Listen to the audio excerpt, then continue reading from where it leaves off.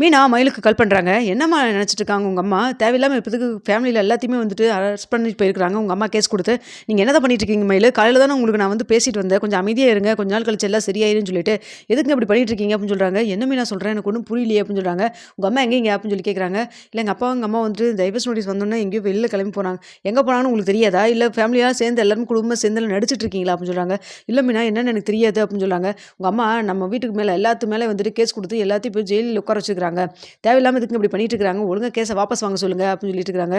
இருமி நான் வந்து பேசிக்கிறேன். நீங்க எங்க இருக்கீங்க அப்படின்னு சொல்லி கேட்குறப்ப நான் ஸ்டேஷனில் தான் இருக்கேன் அப்படின்னு சொல்லிட்டு ஃபோனை வச்சிடுறாங்க மீனாவும். அடுத்து வந்துட்டு இங்கே மயிலு கிளம்பி ஸ்டேஷனுக்கு போகிறாங்க. அங்கே போன எதுக்குமா இப்படி பண்ணிட்டு இருக்கிற? உன்னால தான் என் வாழ்க்கை இப்படி கெட்டு குடிச்சவராக இருக்குது. மறுபடியும் எதுக்கு இப்போ அந்த குடும்பத்தை நீ வந்து சீண்டிகிட்டே இருக்கிற அப்படின்னு சொல்லிட்டு இருக்காங்க.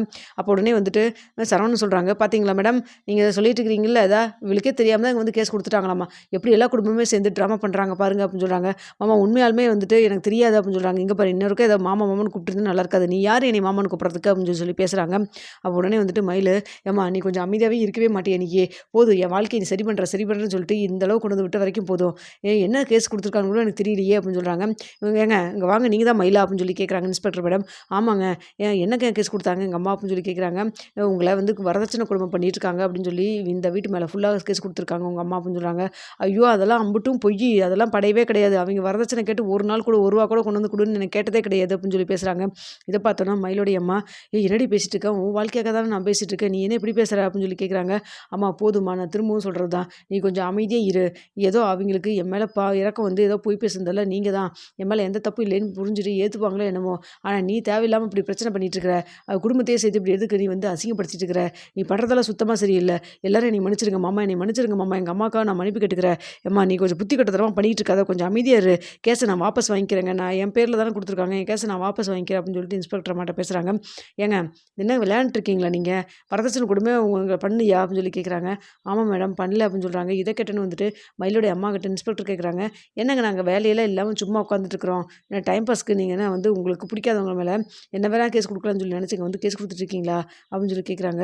இல்லை மேடம் அது வந்து அப்படின்னு சொல்லிட்டு இருக்கிறாங்க. இங்கே வருங்க, குடும்பத்தில்னா பிரச்சனை வரத்தான் செய்யும், அதுக்காக வந்துட்டு இல்லாத இதெல்லாம் வந்துட்டு கொண்டு பொய் கேஸாக வந்து இங்கே போட முடியாது, அப்படியே வந்து போட்டிங்கன்னா உங்கள் மேலே தான் ஆக்ஷன் எடுக்க வேண்டியது இருக்கும் அப்படின்னு சொல்கிறாங்க. அப்போ சரவணன் சொல்கிறாங்க, மேடம் இப்போ நான் கேஸ் கொடுக்குறேன் நீங்கள் எடுத்துக்கங்க அப்படின்னு சொல்கிறாங்க. அப்போ வந்துட்டு என்னங்க மாப்பிள்ளை எப்படி சொல்கிறீங்க அப்படிங்கிற மாதிரி உடனே வந்துட்டு மயிலோடைய அப்பா பேசுகிறாங்க. யாருக்குங்க மாப்பிள்ளை? இங்கே பாருங்க மேடம், இவங்க அத்தனை பேரும் வந்துட்டு இவங்க வீட்டில் இருக்கிற எல்லாருமே வந்துட்டு பொய் சொல்லி தான் இவ்வளோ என் தலையில் கல்யாணம் பண்ணி வச்சாங்க. என் குடும்பமே சேர்ந்து சீட்டிங் பண்ணியிருக்காங்க. அது மட்டும் இல்லாமல் எங்கள் கடைக்கு வந்து இவர் பொருள் பணம் எல்லாத்தையும் திருடி இருக்காரு. அதுக்கு எல்லாத்துக்கும் ஆதாரம் கூட நான் வச்சுருக்கிறேன். அது மட்டும் இல்லாமல் இவளுக்கு வயசுக்கு 2 வயசு என்னை விட மூத்தவ தான், சின்ன வயசுன்னு சொல்லி கல்யாணம் பண்ணி வச்சாங்க. படிக்காத விஷயம் எல்லாத்தையுமே சொல்கிறாரு. இதுக்கு என்னங்க சொல்கிறீங்க அப்படின்னு சொல்லி கேட்குறப்போ, இம்புட்டும் பண்ணி இதுக்கப்புறம் இவளோட நான் ஏன் சேர்ந்து வாழணும்னு சொல்லிட்டு தான் நான் வக்கீல் நோட்டீஸ் அனுப்பிச்சேன். அதுக்கூட காப்பி கூட எங்கிட்ட இருக்குது, இங்கே பாருங்க அப்படின்னு சொல்கிறாங்க. இந்த காப்பி பார்த்தோன்னா தான் என்ன பண்ணுறதுன்னு தெரியாமல் எங்களை எப்படியாவது பழி வாங்கணும் அப்படிங்கிறக்காக தான் வந்து இந்த அம்மா வந்து இப்படிங்க ட்ராமா பண்ணிட்டு இருக்குது. முழுக்க முழுக்க வாயை திறந்தா ஃபுல்லாக போய் தான். இவளுக்கே தெரியாமல் தான் இவங்க வந்து கேஸ் கொடுத்துருப்பாங்களா? நானும் வந்துட்டு பொறுத்து பார்த்துட்டு தான் எல்லா உண்மையும் இப்போ தான் வீட்டில் சொன்னேன். தெரிஞ்சதுக்கப்புறம் வந்துட்டு இவங்க எப்படியெல்லாம் வீட்டுக்கு முன்னாடி நின்றுட்டு எங்களை அசிங்கப்படுத்தி பேசுனாங்க தெரியுமா? காலையில் எந்திரிச்சோன்னே இவன் வந்து கதவு முன்னாடி வந்து நின்றுக்கிட்டு எப்படிலாம் அசிங்கப்படுத்துனாங்க தெரியுமா? இது அத்தனையும் பார்த்துட்டு நாங்கள் கூட கேஸும் கொடுக்காம ஒன்றும் கொடுக்காம அமைதியாக போயிட்டுருக்கோம். இவங்க இல்லாதது வந்து எங்கள் மேலே பழிய போட்டு கேஸ் கொடுத்துட்ருக்காங்க. இதெல்லாம் பார்த்துட்டு நீங்கள் எங்கள் மேலே ஆக்ஷன் எடுத்துகிட்டு இருக்கீங்க அப்படித்தானே அப்படின்னு சொல்கிறாங்க. சாரி சார், என்ன நடந்ததுன்னு எங்களுக்கு தெரியாது அப்படின்னு நீங்கள் வந்து கூப்பிட்டு வச்சு விசாரிச்சிடணும் 2 பேர்த்தையும். அதை விட்டுட்டு வீட்டுக்கு ஜீப் வர வச்சு எல்லாத்தையும் வந்து எங்களை அசிங்கப்படுத்தி ஊர் முன்னாடி எல்லாத்தையும் வந்து அசிங்கப்படுத்தி கூப்பிட்டு வந்திருக்கீங்க. நாங்கள் எப்படிங்க ஊருக்குள்ளே தலகாமிட்ட முடியும் சொல்லுங்கள் பார்க்கலாம் அப்படின்னு சொல்கிறாங்க. இதை கேட்டோன்னே, இல்லை அது வந்து அப்படின்னு சொல்லி பேசுகிறாங்க. இல்லைங்க சார், நீங்கள் சொல்கிறதெல்லாம் கரெக்டு தான். ஆனால் இவங்க வந்து நீங்கள் வரதட்சணை கொடுமை பண்ணி தான் இப்படிலாம் பண்ணிகிட்ருக்கீங்க. கொடுக்குற 80ல் சவரன் நகை கொடுத்தாங்களாமா, அது உங்களுக்கு பத்தலன்னு சொல்லி மறுபடியும் வந்து கேட்குறீங்க அப்படின்னு சொன்னாங்க அப்படின்னு சொல்கிறாங்க. இதை கேட்டோன்னா மீனாவும் ராஜுவும் செம கோவம் வராங்க. எந்தங்க 80 சவரன் நகை கொடுத்தாங்க? நாங்களும் அந்த வீட்டுக்கு வாக்கப்பட்டு தான் வந்திருக்கிறோம். எங்கிட்ட இது வரைக்கும் ரூபா கூட திரும்ப கேட்டதில்லை. எங்கள் வீட்டில் என்ன பண்ணாங்கன்னு கூட கேட்டது கிடையாது. அப்படி வந்து கண்ணியமானவங்க எங்கள் மாமா அத்தையும். அவங்க மேலே பழி போடுறக்கு எப்படி இவங்களுக்கெல்லாம் மனசு வந்துச்சுன்னு தெரில. அது மட்டும் இல்லாமல் 80 சவரன் சொல்கிறாங்களே, அதில் 8 சவரன் தவிர மீதி அத்தனையும் போலி நகைங்க அப்படின்னு சொல்கிறாங்க. இதை கேட்டால் நல்லபடி ஷாக்காக பார்க்குறாங்க.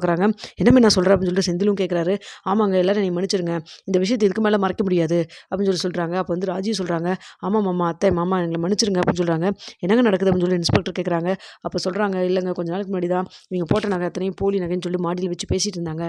நாங்களும் ராஜி வந்து பேசி நின்றுட்டு இருந்தோம். அப்போ தான் இந்த விஷயத்தை எதாச்சியாக கேட்டோம். நாங்கள் கேட்டதுக்கப்புறம் எங்கிட்ட வந்துட்டு இது தயவுசெய்து வீட்டில் ஆட்டி சொல்லாதீங்க, கொஞ்ச நாள்ல பணம் வந்ததுக்கப்புறம் நாங்க வந்து நகையெல்லாம் போட்டுடுறோம் அப்படின்னு சொன்னாங்க. அதனால தான் நாங்களும் இத பத்தி எதுவும் சொல்லாம இருந்தோம். இப்ப கூட இந்த எல்லா விஷயம் வெளில வந்தப்ப கூட நம்ம சொல்லாமன்னு யோசிச்சப்ப கூட இவங்க தான் எங்க அம்மாகிட்ட இவங்க என்ன சொன்னாங்க, "இத பத்தி எதுவும் தயவு செய்து சொல்லாதீங்கன்னு" தான் சொன்னாங்க. எல்லா விஷயத்தையும் மறைச்சு மறைச்சு தான் இருந்தாங்க. இதுக்கு மேல இப்ப வந்து தங்க நகை போட்டேன்னு வேற சொல்லிட்டு இருக்கிறாங்க. இவ்வளவும் பண்ணிட்டு இப்ப வந்து நகை போட்டேன்னு பேசினா, இதெல்லாம் பார்த்து நாங்க அமைதியா போகணுமா அப்படின்னு சொல்றாங்க. இத கேட்டோனே, "யாரும்மா? நாங்க நகை தாம்மா போட்டோம். நீ என்னம்மா இப்படி பேசிட்டு இருக்கிற?" அப்படின்னு சொல்லிட்டு உடனே வந்துட்டு மயிலுடைய அம்மா அப்படி திருப்பி பேசுறாங்க. இத பார்த்தோனே சரவணன் வந்துட்டு, "மேடம் அவங்க போட்டதெல்லாம் தங்க நகைன்னு தான் பேசுவாங்க. நாங்க அத எதுவும் பேசவும் வரல. அவங்க நாங்க போட்ட நகைய தங்கமோ, பித்தளையோ அது என்னமோ அத கொண்டு போய் நாங்க வந்து லாக்கர்ல தான் வச்சோம். ஏதாவது ஃபங்ஷன் விசேஷம்னா தான் எடுத்து இவங்க நகைய இப்ப எல்லா மருமகளுக்கும் எங்க அம்மா எடுத்து குடுப்பாங்க. இப்ப அந்த நகைய கொண்டு வந்து குடுத்துர்றேன். அது தங்கமா இருந்தாலும் அவங்க வச்சுக்கட்டும், இல்ல போலி நகையா இருந்தாலும் வச்சுக்கட்டும்" அப்படின்னு சொல்றாங்க. இத கேட்டோனே மயிலுடைய அம்மா, "அடி சக்கண்ணன இப்படி பேசுறாங்க பாருங்க மேடம். எங்க நகையெல்லாம் வாங்கி வச்சுக்கிட்டு, அதெல்லாம் வந்து போலி நகையாக்கிட்டு, இப்ப வந்துட்டு நாங்க போலி நகை போட்டோன்னு வேற பேசுறாங்கல்ல. இதெல்லாம் பார்த்துட்டு நாங்க அப்படியே வாங்கிட்டு போகணுமா? எங்கள பார்த்தா இவங்களுக்கு எப்படி தெரியுது?" அப்படின்னு சொல்றாங்க. இத பார்த்துட்டு இருக்கிற மீனா, "இங்க பாருங்க உண்மைய சொல்லுங்கம்மா. உண்மையாலுமே சத்தியமா நீங்க வந்து தங்க நகை தான் போட்டீங்களா?" அப்படின்னு சொல்றாங்க. "இங்க பாரும்மா, தேவையில்லாம உனக்கு எனக்கு எந்த பிரச்சனையும் கிடையாது. நீ இப்படியெல்லாம் பேசாத" அப்படின்னு சொல்றாங்க. இத பார்த்துட்டு இருக்கிற மைனா, "இதுக்கு மேல உங்ககிட்ட பேசினா வேலைக்கு ஆகாது. மயிலக்கா இங்க வாங்க" அப்படின்னு சொல்லிட்டு கூப்பிடுறாங்க.